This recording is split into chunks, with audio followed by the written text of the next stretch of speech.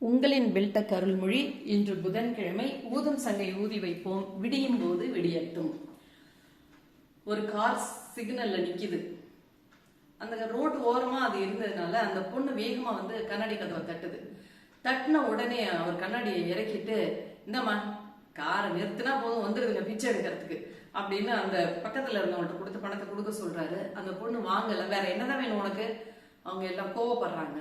அந்த பொண்ணு சொல்லுது, அப்படியே காருக்குள்ள எட்டி பாக்குது. ஐயா இது உங்க பொண்ணுங்களா? ஆமா என் பொண்ணுதான், உனக்கு என்ன வேணும்?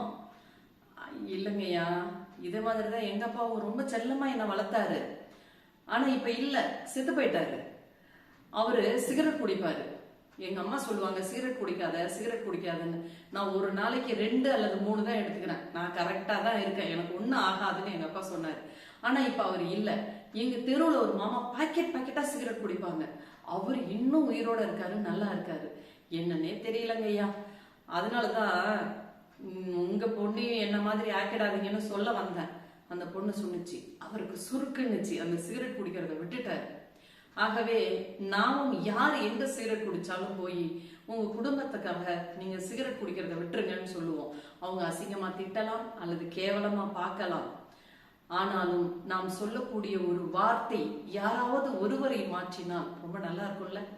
ஊதும் சங்கை ஊதி வைப்போம், விடியும் போது விடியட்டும்.